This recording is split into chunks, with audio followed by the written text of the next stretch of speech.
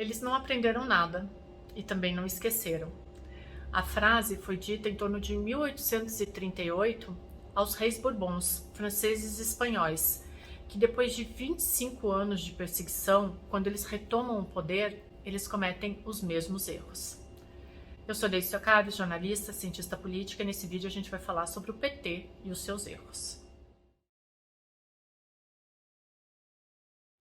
Bom, gente, vou começar esse vídeo pedindo para vocês se inscreverem aqui no canal, deixar os comentários, isso é super importante, eu respondo todos à medida que eu posso, com o decorrer da semana. E eu queria começar esse vídeo falando de uma coisa que eu vejo que é recorrente no PT, o deslumbramento com o poder. E por que eu tô falando isso? Porque foi notícia nessa semana que a Janja e o Lula montaram um quartinho de 200 mil reais. Isso eu fiquei pensando assim, devia estar na capa de todos os jornais, devia ser a manchete do dia, porque é um absurdo. E aí entra naquilo, sabe que o mais louco assim é que as pessoas não entendem que não é uma questão de direita ou de esquerda, é de moralidade. Aí pessoa, não, com uma cama dessa não é de direita ou de esquerda mesmo, é que suba. Mas a galera defende, Pavinato. Aí hoje... Ninguém pescou, né? Todo mundo pescou, fingimos que não entendemos, mas todo mundo entendeu. Mas tem uma coisa muito louca, porque daí, quando tu fala disso, por exemplo, eu resolvi tocar nesse assunto hoje em rede social, as pessoas vão lá, mas o Bolsonaro andou de jet ski, mas o Bolsonaro fez isso... Cara, não é questão de direita de esquerda, não tem nada a ver, é só moralidade. É sério, um cara que se elegeu falando que ia devolver a picanha para as pessoas, que eles iam tomar cervejinha no fim de semana, que Petrolão, que CPI dos Correios, que tudo aquilo foi uma invenção da imprensa. O cara que se elegeu falando isso, gasta 200 mil no quarto dele e as pessoas ainda têm a pachorra de defender. Pelo amor de Deus, 200 mil no quarto. Deise, me permite... Sem falar os outros artigos luxuosos, né, Ricardo? Porque quando se elegeu foi parar num dos melhores hotéis da Bahia, a camisa da Janja no Jornal Nacional, os carros de luxo do cartão corporativo, hotel de luxo, nada é simples no PT, nada. 200 mil reais nada mais é do que um simbolismo e do que uma forma de reiterar esse deslumbramento do PT com o poder. Isso é uma coisa recorrente. Para quem não lembra, quando foi aberto o sigilo dos cartões corporativos, os gastos da esquerda com cartão corporativo eram com hotéis de luxo, com carros de luxo, e agora a gente vê um quarto de luxo. O Lula, quando venceu a eleição de 2022, a primeira coisa que ele fez foi se hospedar num hotel na Bahia caríssimo. Hotéis aqui em São Paulo, sempre caros, nunca são medianos. A camisa da Janja, na primeira entrevista que ela deu como primeira-dama, custava mais de 2 mil reais. São práticas recorrentes na esquerda, numa esquerda que é um clichê falar isso, mas é verdade, prega o socialismo para ti e o capitalismo para mim. É a mesma coisa do Fidel Castro. Fala que a população tem que dividir tudo entre si, mas usa Rolex, toma Coca-Cola, coisas que a população não tem acesso. Então, quando eu vejo esse quarto de 200 mil reais, o que me soa como cientista política, como alguém que estuda a sociologia brasileira e vendo, por exemplo, a revogação do marco do saneamento, para quem não sabe, só quem não tem saneamento é a população mais pobre. Isso é um deboche, é um escárnio. E não tem nada a ver com direita ou esquerda, tem a ver com moralidade. Eu fiz um pequeno vídeo no Instagram falando sobre isso, porque eu fiquei estarrecida realmente.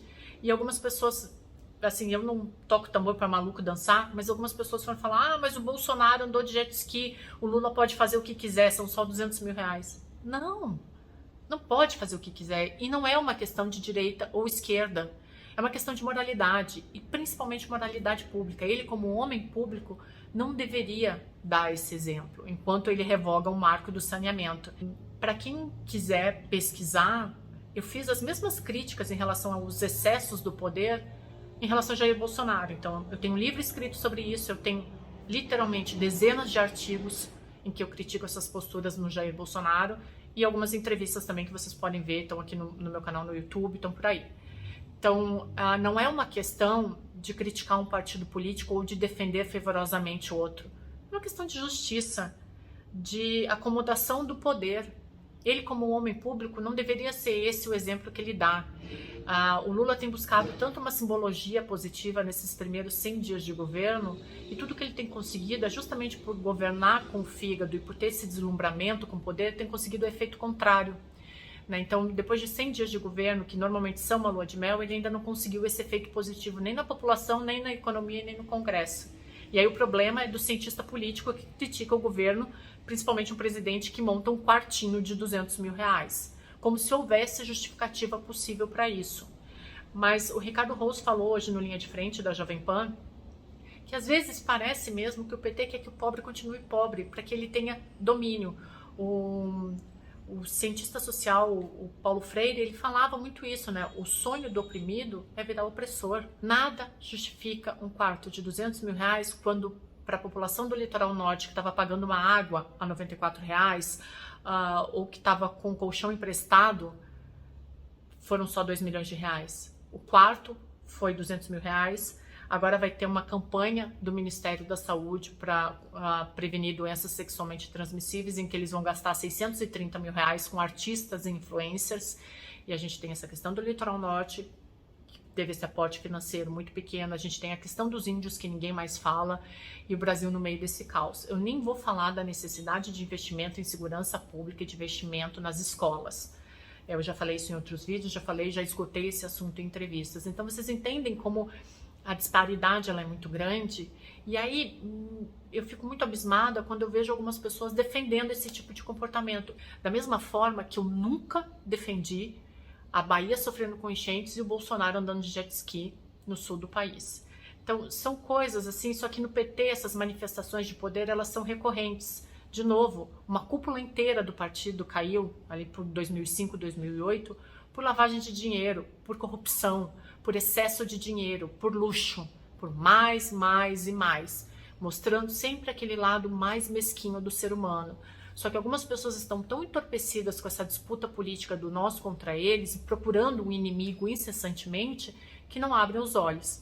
E aí é o José Saramago. Se quer ser cego, que seja. Aí eu vou para um outro ponto, a ida do Lula para a China. É óbvio que essa ida é muito importante. Por quê? Porque justamente o Bolsonaro, nos últimos 4 anos, colocou em frangalhos a relação do Brasil com a China. É um negócio muito louco, porque daí é outra coisa que tu pensa, como que ele faz isso? Como que o Eduardo Bolsonaro chegou a dizer que o vírus era chinês, colocou toda a culpa da pandemia global em cima da China, atacando um dos nossos maiores parceiros comerciais. Hoje, a parceria comercial com a China ela é muito mais rentável do que com os Estados Unidos, por exemplo. Então a ida do Lula lá é muito importante, em primeiro lugar, para resgatar a parceria econômica, para resgatar a diplomacia. Para quem não sabe, nós exportamos commodities para a China. A China é um dos maiores investidores do mundo, então o Lula tem razão quando ele fala que vai atrás de investimentos justamente para trazer um processo de reindustrialização para o Brasil. Mas ele erra, e erra muito, quando leva uma delegação gigante, inexplicável. De novo, as acomodações do PT com o poder, elas nunca são de simplicidade. Tem gente lá que simplesmente não existe justificativa para estar lá. Porque é parlamentar, porque... Não faz o menor sentido. É aquele oba-oba que faz com que a gente seja cada vez mais lembrado como uma república das bananas. Ok, se for para resgatar realmente essa parceria comercial, super válido, tem que fazer. Ele, como presidente do Brasil, tem que ir lá e resgatar essas relações que o Bolsonaro colocou em frangalhos. Aí entra um outro ponto. O Lula tem que falar da guerra da Ucrânia. Ele já falou, né? Ele falou que a Ucrânia deveria abrir mão da Crimeia, mas esqueceu de mencionar todo o resto, né? Se a Rússia continuar avançando, eles vão chegar em Kiev. Isso é um ponto. A Ucrânia não tem mais material para continuar essa guerra. E aí entra um dos pontos principais. O Brasil não é um gigante diplomático que possa interferir nessa questão. Nós somos anões diplomáticos. Não é do escopo do Brasil poder interferir num assunto como esse. O que o Lula está querendo é manchete, porque ele não tem, em primeiro lugar, nem fôlego para isso, nem a retórica diplomática para chegar nesse ponto de discutir uma guerra entre Rússia e Ucrânia, e ele ainda pode azedar as relações com os Estados Unidos. Então é tudo muito delicado. Isso me parece muito mais uma tentativa do Lula de aparecer, e aí em política o que é bom aparece, o que aparece é bom, do que efetivamente contribuir para o debate. O Lula está atrás de manchetes, então é muito melhor se ele for resgatar essa diplomacia que o Bolsonaro jogou pelos ares. E aí eu vou para a última pauta desse vídeo, que foi até um assunto que eu tive a oportunidade de conversar com o ex-presidente Michel Temer no Direto ao Ponto. O senhor está falando da grande massa da população, isso era uma coisa que eu queria lhe perguntar. A gente comentou aqui, né, que o seu governo saiu com um índice de aprovação um pouco baixo, né? E... Baixíssimo. Ele usou o superlativo agora. Mas a pergunta que eu queria te fazer, e a pergunta que mais fazem pra gente, é se essa polarização política, ela pode chegar em... Eu estou perguntando muito de 2026 porque eu estou aproveitando o teu conhecimento da política brasileira, mas se isso pode chegar em 2026 um pouco mais ameno, sabe qual é o raciocínio que eu faço? De todos os presidentes que nós tivemos, talvez o senhor seja o mais moderado, mais ponderado. E todos os outros personagens da República, eles são muito histriônicos. E parece que isso dá voto. E aí, quando o seu governo sai com um índice de reprovação tão alto, me faz pensar que na política brasileira não tem mais espaço para um poder moderado.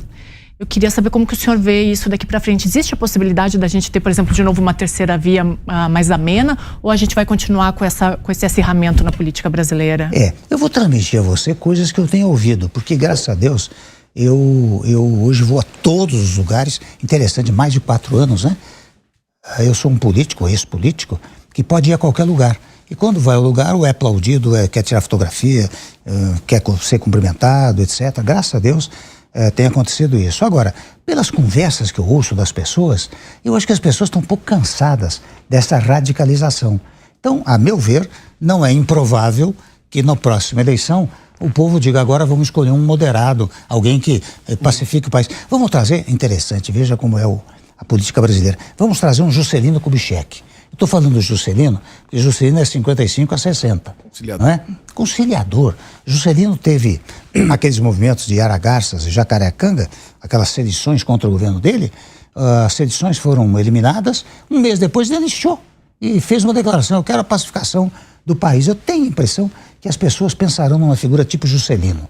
Entendeu? Porque na eleição anterior foi essa coisa da radicalização muito acentuada, e nesta eleição, de igual maneira, uma radicalização acentuada. Eu não acho improvável que o povo, num dado momento, diga: vamos pegar alguém que o senhor acha que tende a amadurecer essa ideia? Eu acho que sim. Eu acho que sim. Agora, ela tem razão num ponto. Muitas vezes o carro alegórico prevalece nessa coisa do histrionismo, né? As pessoas gostam e muitas vezes o próprio candidato percebe que certas coisas são populares, né? Mas eu não sei, a impressão que eu tenho, talvez seja apenas um desejo, uma esperança, né? Mas eu acho que pode caminhar para isso. Ainda seguindo a linha do Debord, o Debord escreveu um livro em 1969 que se chama Sociedade do Espetáculo. Inclusive eu organizei depois uma releitura desse livro. Então, o que significam essas teses da sociedade do espetáculo? E, basicamente, o Debord previa que a política ela ia ser cada vez mais de personagens e não de políticos, de partidos políticos efetivamente, né? De partidos políticos. E ele tem essa tese do que é bom aparece, o que aparece é bom. E o Debord fala que as relações elas estão cada vez mais feitas através de imagens e não de pessoas. Então, não é uma relação minha contigo, é uma relação da imagem que eu produzo com a imagem que tu produz.